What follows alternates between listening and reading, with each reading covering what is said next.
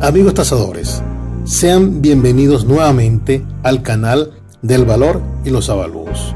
En esta oportunidad se continúa con la presentación de la segunda parte del trabajo intitulado Mitos y realidades de la estadística inferencial en los avalúos inmobiliarios.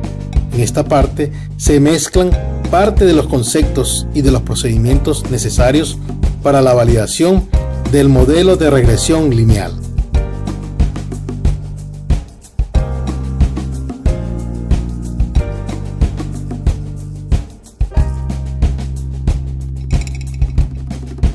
Mito número 10. Pero si eso de hacer un avalúo de un inmueble es muy fácil, tome 5 datos parecidos al inmueble a valorar y luego saque el promedio. ¿Por qué utilizar esos modelos de regresión si al final se obtienen similares resultados? Lo enunciado anteriormente realmente no es así. ¿Por qué? Porque la tasación no es nada fácil. Exige al tasador una dedicación permanente para la investigación del mercado inmobiliario. La información suficiente sobre datos de mercado, como operaciones de registro y ofertas, garantiza su procesamiento mediante el tratamiento por factores o tratamiento científico. En la tabla se observa el tratamiento por factores, que se basa en la homogeneización por factores que se asumen de estudios anteriores, como tablas clásicas, no muy recomendado su uso, y de modelos econométricos, altamente recomendados. Una vez homogeneizada la muestra, se realiza el análisis estadístico descriptivo para concluir con la estimación del valor inmobiliario de mercado y su intervalo de confianza. En cuanto al tratamiento científico, las evidencias empíricas son imprescindibles. Para el procesamiento de los datos se emplea la metodología científica para modelar econométricamente la información proveniente del mercado inmobiliario. La estadística inferencial es una de las técnicas más utilizadas para estimar el valor inmobiliario de mercado mediante los modelos de regresión lineal. La inferencia estadística y los modelos. Una vez recopilada la información del mercado inmobiliario, el ingeniero de tasaciones comienza a buscar modelos explicativos de mercado utilizando técnicas de inferencia estadística. En realidad, los modelos son una representación simplificada del mercado, ya que no toman en cuenta todas sus informaciones, población, sino que son construidos considerando apenas una parte de ellas, muestra, por lo que se requiere de cuidados científicos en su elaboración, con el objeto de proporcionar respuestas confiables y válidas.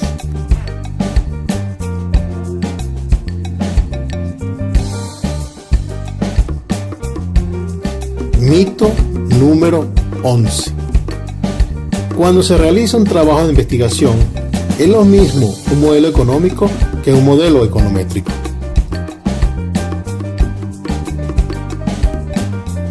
La respuesta se fundamenta en definiciones, comenzando con explicar que un modelo económico es una simplificación de la realidad que trata de captar los aspectos más relevantes de una relación o fenómeno económico en términos globales.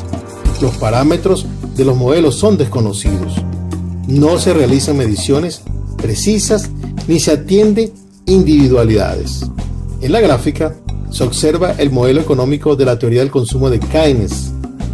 La ecuación de la línea recta representa la relación entre la renta o ingresos R y el consumo C. Si se utiliza la ecuación seguramente, se obtendrá un valor único del consumo para cada valor del ingreso. En este caso, estamos hablando de un modelo determinístico.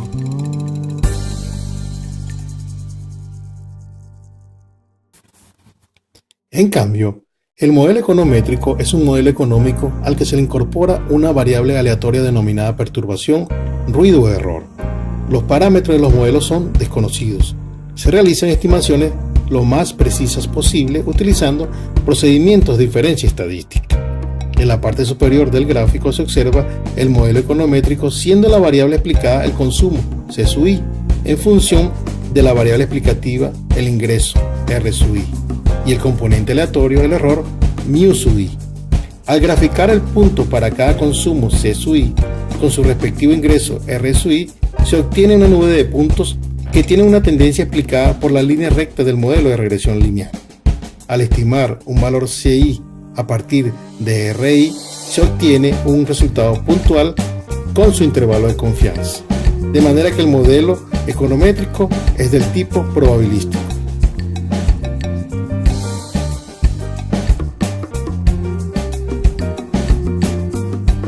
Mito número 12. Los modelos de regresión siempre son lineales en los parámetros y en las variables.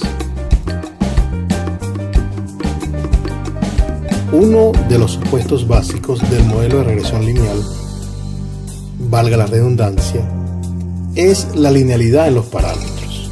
Ahora bien, se dice que una función es lineal en los parámetros beta sub 1 si solamente aparece elevado a la potencia 1. En la parte inferior, en el lado izquierdo, está la ecuación de la esperanza de la variable y sub i en función de x sub i, que es igual a beta 0 más beta 1 por x sub i al cuadrado, que es una función lineal. En el lado derecho hay dos ecuaciones donde se observa que el regresor beta sub 1 está elevado a la potencia 2 en la primera ecuación, mientras que en la segunda ecuación está elevado a la 1 media. En definitiva, son funciones no lineales. Hay un cuadro explicativo de los casos de linealidad en los modelos de regresión. Se pueden observar dos encabezados, cada uno con preguntas. La forma de interpretar el contenido es la siguiente. Hay que hacerse la primera pregunta: ¿es el modelo lineal en los parámetros? Si la respuesta es sí, inmediatamente se responde la otra pregunta: ¿es el modelo lineal en las variables? Si la respuesta es sí, entonces en la intersección de la fila y la columna aparece MRL, que significa que el modelo de regresión es lineal. Ahora, si la respuesta es no a la segunda pregunta, aparece nuevamente MRL, lo que significa que aún no siendo lineal en las variables, el modelo de regresión es lineal. Si al hacer la primera pregunta la respuesta es no, independientemente de la respuesta es sí o no, el modelo es MRNL, que significa modelo de regresión lineal. Este caso no se tratará en este trabajo. En esta salida del programa CIS-REN de la PL Sistemas del Brasil, se hace la explicación sobre la condición de linealidad, parámetros y variables del modelo de regresión. Pueden observar el cuadro rojo, que fue ampliado para optimizar la visión de los datos. Se pueden ver dos columnas. Los encabezados están en portugués, pero la primera se refiere a variables, donde están las variables explicativas y la explicada. En la columna ecuación están señaladas con una X todas las variables. Eso significa que no hay transformaciones, por tanto, se garantiza la linealidad del modelo. En el cuadro ocre está la ecuación de regresión, que es igual en este caso a la estimación, ya que no hay transformaciones, y se observa que los estimadores desde el B1 al B7 todos están elevados a la potencia 1, al igual que todas las variables, demostrando así el supuesto básico sobre la linealidad del modelo de regresión. En esta salida se observa el cuadro rojo, que fue ampliado a su lado derecho, donde nuevamente se observan dos columnas con sus encabezados. Es posible ver que hubo transformaciones en la variable explicada precio unitario y en las variables explicativas dist, distancia de un palo valorizante, y apt, número de habitaciones. El modelo de regresión indica que el logaritmo neperiano del precio unitario depende de dos variables con transformaciones de la forma 1 sobre d y logaritmo neperiano de h. El resto se mantiene sin transformaciones. Se concluye que el modelo de regresión es lineal en los parámetros y no es lineal en las variables.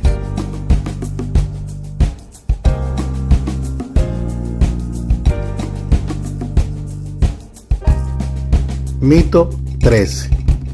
Cuando se trabaja con un modelo de regresión lineal, para el procesamiento de los datos para un avalúo inmobiliario, es relevante que las variables sean medidas aleatoriamente para un mismo inmueble comparable. Este supuesto básico se enuncia de la siguiente manera. La variable independiente x corresponde a números reales que no contengan ninguna perturbación aleatoria. En el caso de los datos inmobiliarios, las variables independientes están relacionadas con las características fijas de cada elemento tomado como referencia. Siempre se cumple esta condición.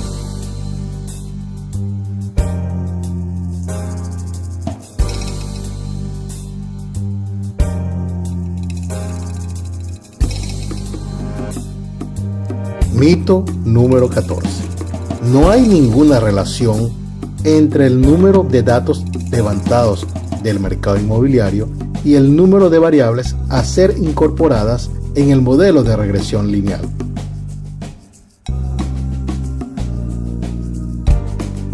Aquí hay otro enunciado de un supuesto básico. El número total de observaciones debe ser superior al número de parámetros estimados por el modelo. Evitar la micronumerosidad. Como una recomendación, la norma brasileña NBR 14.653-2 para avalúos de bienes inmuebles urbanos establece para los diferentes tipos de fundamentación del avalúo una relación entre el número de variables independientes explicativas y el número de datos. Por ejemplo, para el grado de fundamentación 3, si el modelo tiene 3 variables independientes, entonces la ecuación para determinar el número de datos es 6 que multiplica a k más 1. Si se sustituye k por 3, entonces el número mínimo de datos es 24. Nota, no solamente el número de datos determina el nivel de fundamentación. En la norma hay una tabla con los requerimientos que deben cumplirse para alcanzar determinado nivel.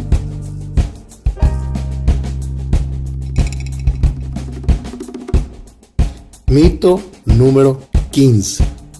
Se necesitan muchos datos para poder correr la regresión.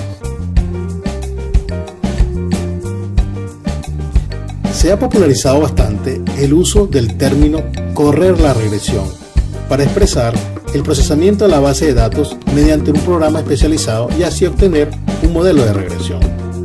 Para los efectos de una generalización de los resultados mediante la estimación de valores a través de un modelo de regresión, el tamaño de la muestra es bien importante.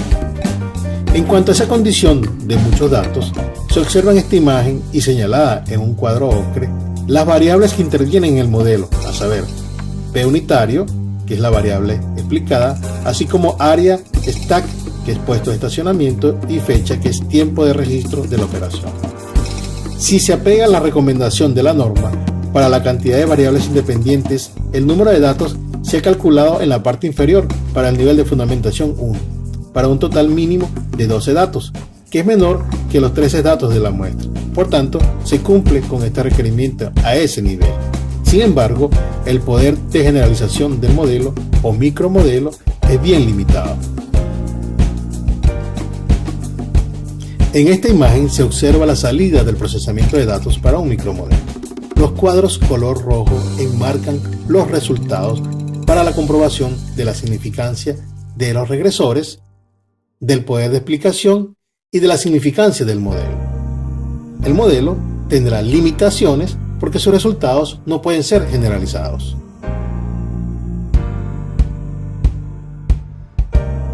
Al igual que en la imagen anterior, en las salidas indican en cuadros rojos los resultados para la correcta especificación del modelo para el cumplimiento de los supuestos básicos. Como se puede evidenciar, el precio unitario depende de 8 variables explicativas que están marcadas con un check y tienen asociadas una significancia. Si aplicamos al contenido de la norma tomada como referencia para el nivel de fundamentación 3, el número mínimo de datos sería de 54, mucho menor que la cantidad de datos considerados de 601 para este macromodelo. Este modelo tiene un alto poder de generalización, inclusive por la naturaleza de la variable distancia al metro, que le agrega la característica de ubicación geográfica para los resultados a obtener por el modelo.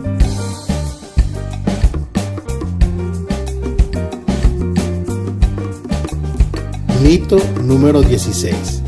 Cuando se analiza un modelo de regresión lineal, si el R cuadrado es alto f calculado mayor que f tabulado y las variables explicativas cumplen con el p-value, se puede utilizar el modelo para hacer las estimaciones del valor inmobiliario de mercado.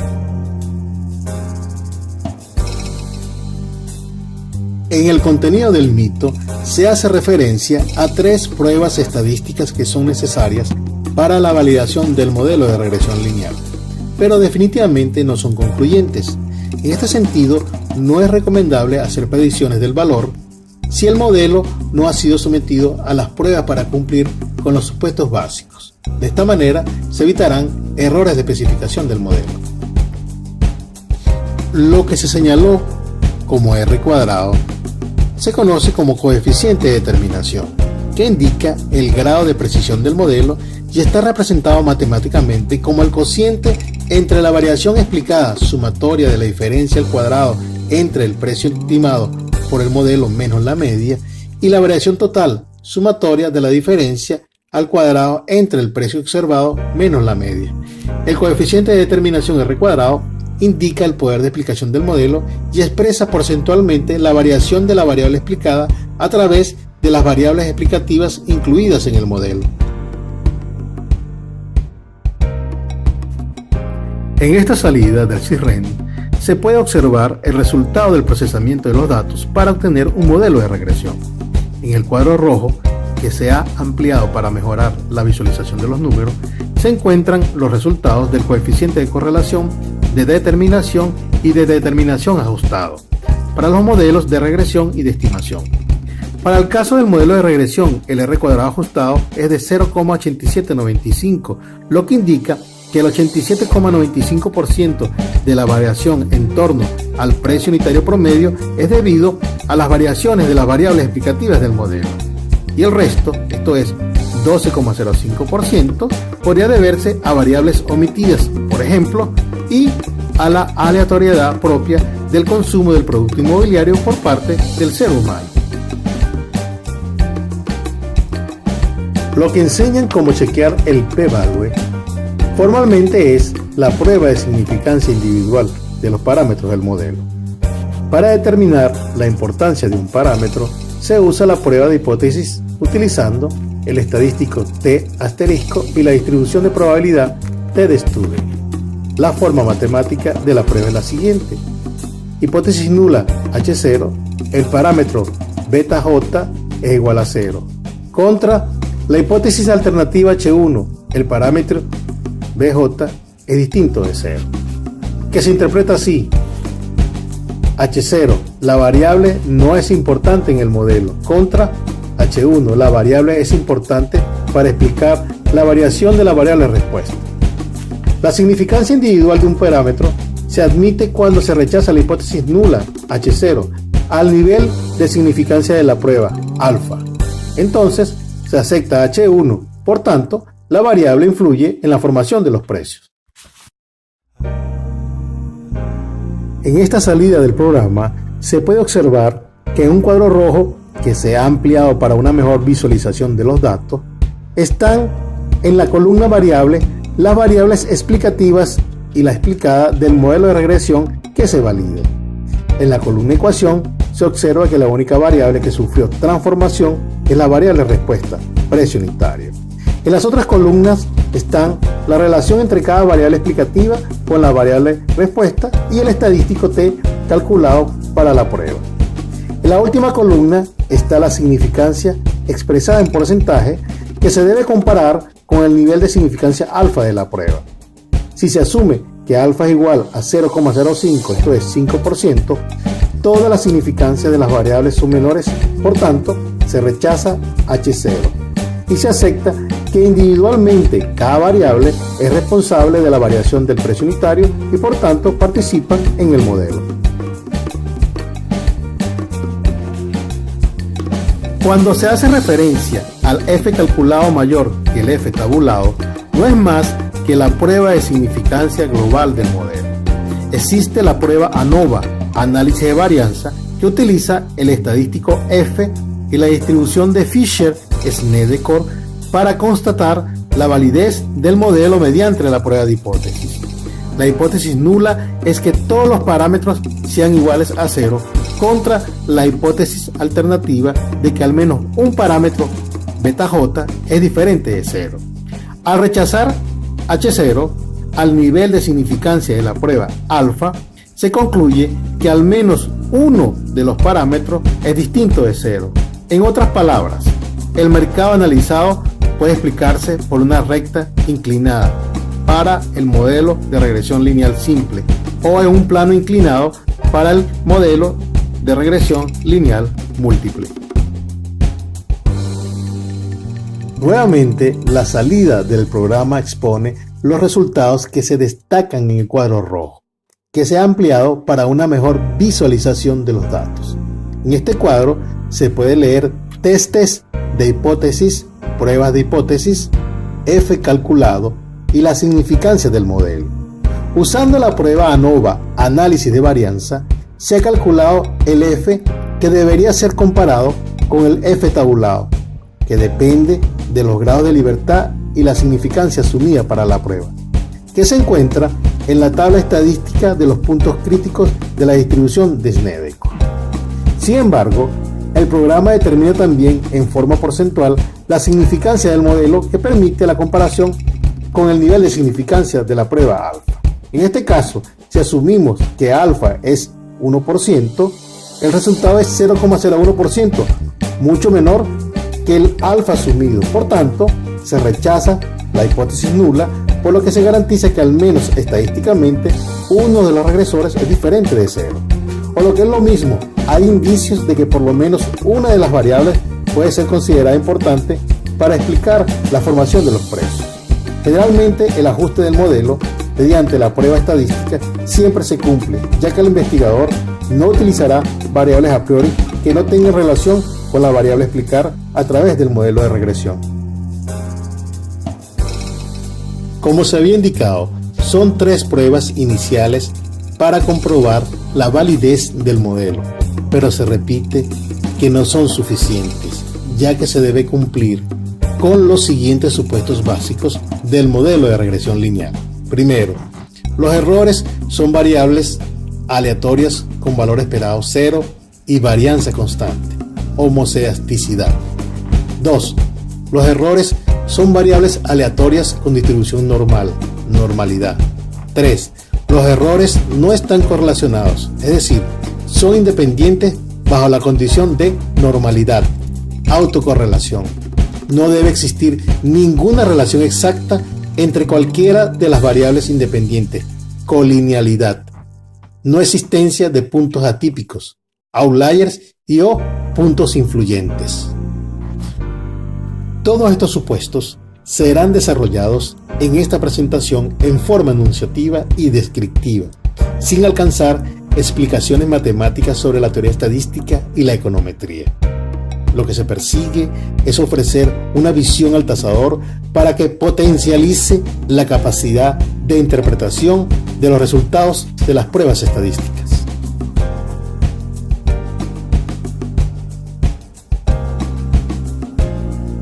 Mito número 17.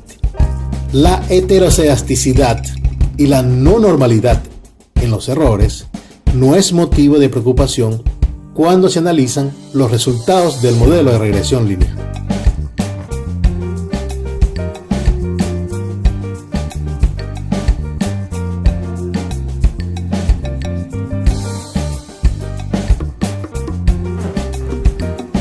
Este supuesto básico del modelo de regresión lineal se enuncia así: los errores son variables aleatorias con valor esperado 0 y varianza constante. Esto es, se cumple con la propiedad de la homocedasticidad, que matemáticamente se expresa así: la esperanza de los errores es igual a 0, E de mu sub i es igual a 0, y la varianza de los errores es constante. La varianza de mu sub i respecto a los regresores es igual a sigma al cuadrado para todo i desde 1 hasta n. Si se cumple con este supuesto, se garantiza que el estimador es lineal, insesgado, eficiente y consistente.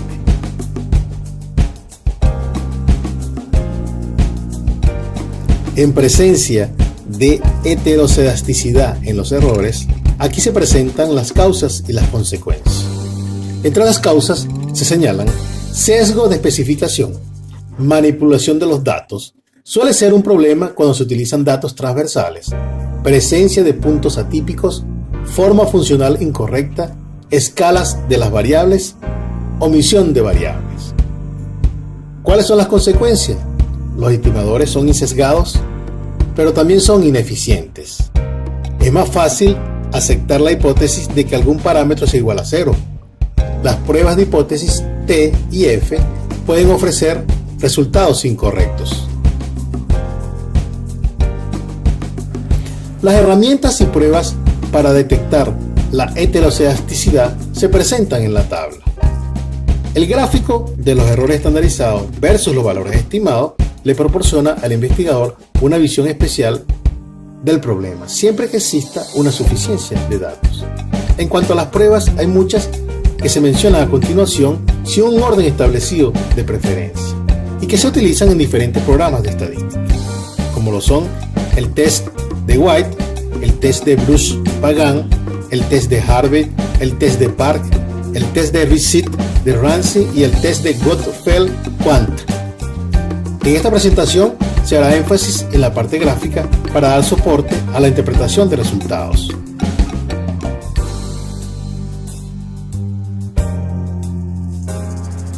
En presencia de heterocedasticidad, se tienen los siguientes recursos o pruebas para su corrección: transformación en las variables con el método Box-Cox, estimación consistente de White, estimación de los parámetros del modelo con mínimos cuadrados ponderados MCP, revisar las escalas de medición de la variable explicada, dividir el modelo en submodelos e incorporar variables relevantes al modelo. No hay una receta para corregir el problema. Cada caso es un caso.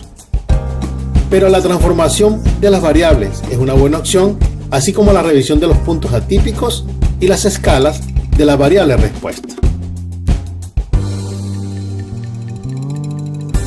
En esta salida se puede observar en la imagen ampliada que se prueba el modelo de regresión cuya variable explicativa es el precio unitario, que depende de 7 variables explicativas. Todas las variables están en su escala original, X, y todas son significativas.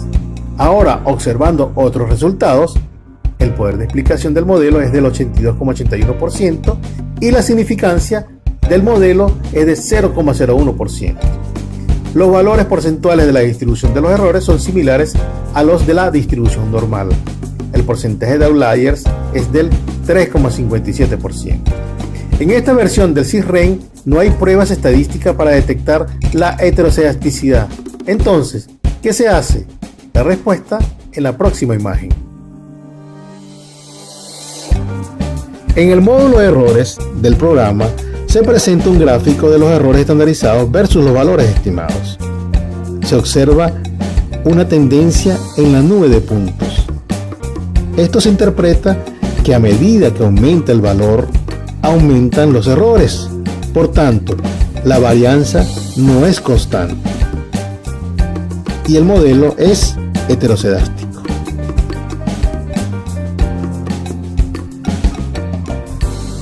Para los efectos de corregir la heterocedasticidad en los errores, se hicieron transformaciones en las variables. En el cuadro ampliado indicado con una flecha ocre, se observa que la variable explicada se transformó utilizando el logaritmo neperiano, y las variables área, habitación y baño sufrieron una transformación inversa de la escala. ¿Cuáles fueron los cambios más significativos? Las variables habitación y baño, que antes no eran significativas, luego de la transformación de escala sí lo son. Mejoró el poder de explicación del modelo al 91%. Se mantuvo la significancia del modelo, pero aumentó el F calculado. Se optimizaron los porcentajes de la distribución de los errores, disminuyó la cantidad de outliers 2,33%, la desviación estándar del modelo disminuyó a 0,2397. Para demostrar la corrección de la heterocedasticidad, en la próxima imagen se presenta el gráfico correspondiente.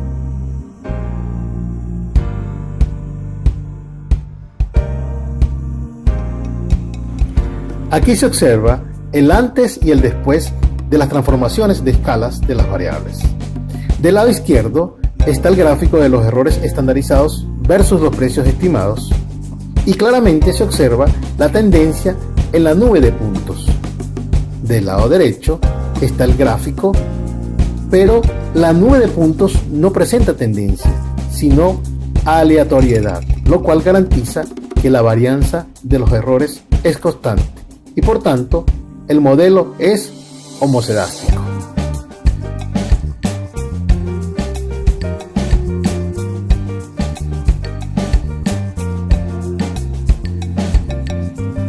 Con respecto a la normalidad, se enuncia lo siguiente: los errores son variables aleatorias con distribución normal, propiedad de normalidad. Matemáticamente se interpreta de esta manera: sea el modelo y sub i igual a beta 0 más beta 1 por x sub i más mu sub i, desde i igual 1 hasta n, los errores mu sub i tienen una distribución normal de media 0 y la varianza constante igual a sigma al cuadrado. La suposición de normalidad de los errores simplifica la teoría del análisis de regresión. Es necesaria para garantizar la validez de las pruebas de hipótesis y la estimación de intervalos de confianza.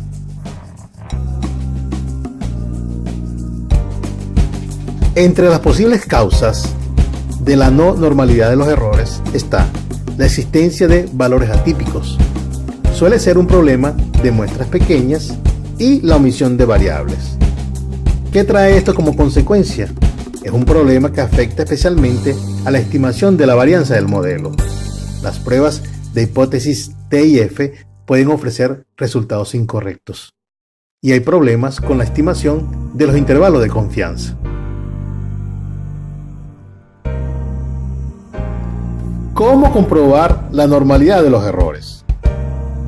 Al igual que en la homocedasticidad, la parte gráfica es muy importante y su interpretación por parte del tasador es determinante. Entre las herramientas y pruebas tenemos el gráfico de los errores estandarizados versus valores estimados, histograma de frecuencia de los errores, el test de Hart-Vera, el test de Pearson, el test de Kolmogorov-Smirnov y el test de Shapiro-Wilk. ¿Cómo corregir la no normalidad en los errores? Entre los recursos para su corrección están transformación de las variables, aumentar el número de datos y estimación de los parámetros mediante la máxima verosimilitud. Como bien se ha expresado en varias oportunidades, la interpretación de los gráficos le da un soporte al tasador para la comprobación de errores de especificación del modelo. En este cuadro se presentan los porcentajes contenidos en diferentes intervalos formados con base en la media y la desviación estándar de la distribución normal. Si los errores de un modelo están dentro del intervalo de comprobación para cada porcentaje, entonces la distribución de los errores se dice que es similar a la distribución normal. Aquí gráficamente se observan los porcentajes referidos de la tabla anterior y se puede interpretar que en una distribución normal, vean la forma de la campana de Gauss, el 95% de los datos está en un intervalo comprendido entre los límites de la media menos 1,96 la desviación estándar y la media más 1,96 la desviación estándar. Y así sucesivamente se interpretan los demás valores contenidos en los rangos de la media y de la desviación.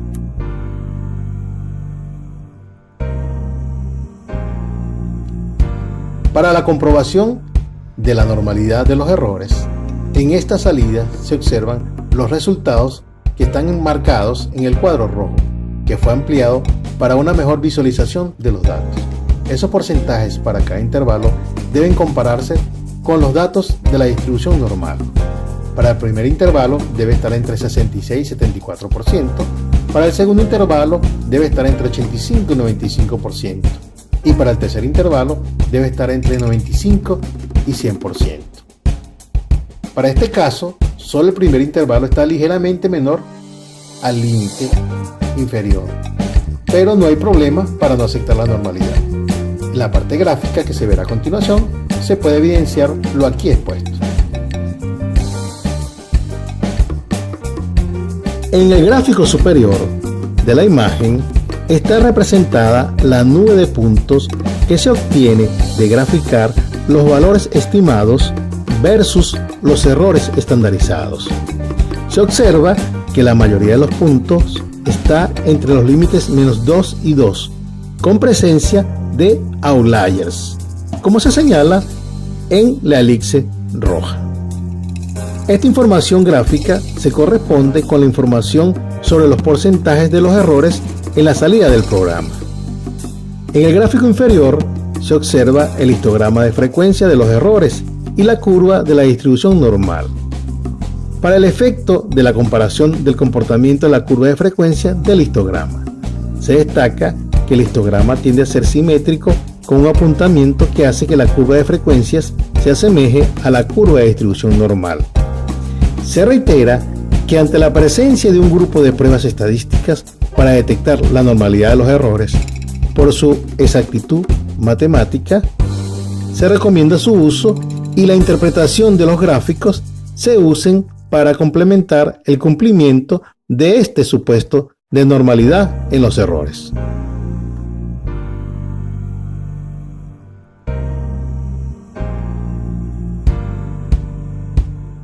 Mito número 18. Cuando se trabaja con series de tiempo en muestras del mercado inmobiliario, los errores deben cumplir con la no autocorrelación y esto se detecta a través de la prueba de Durbin-Watson. Es importante destacar que los tipos de muestras más utilizadas para modelar econométricamente los precios del mercado inmobiliario son agrupamiento de datos de corte transversal, valores de las variables medidos en un mismo tiempo y agrupamiento temporal de datos, corte transversal en diferentes tiempos. Gujarati señala que una serie de tiempo es un conjunto de observaciones sobre los valores que toma una variable en diferentes momentos del tiempo. Un ejemplo de serie de tiempo es el índice de precios al consumidor, que es medido todos los meses y precisamente la autocorrelación de los errores no debe presentarse en tiempo consecutivo. Esto es, el índice de un mes es independiente del mes anterior. De manera que las variables generalmente usadas en los modelos de regresión conforman agrupamientos temporales del tipo corte transversal. No se consideran series de tiempos. Por tanto, la prueba para detectar la autocorrelación no es pertinente. En esta tabla se observa un ejemplo del agrupamiento de datos para un avalúo inmobiliario. En el marco azul se observa que la fecha no varía, por tanto, los datos se tomaron para el mismo tiempo, esto es, su característica es de corte transversal. En el marco azul aparece la variable fecha expresada en trimestres, lo que significa que los datos se tomaron en diferentes tiempos. De allí que esta muestra se denomina agrupamiento temporal de datos. Se llega al final de la segunda parte. Se espera que la información presentada contribuya con el acervo técnico del tasador. En una nueva oportunidad se presentará la tercera y última parte de esta aventura estadística. No olvide suscribirse al canal para recibir nuevos videos del interesante mundo de los avalúos. Gracias por la atención.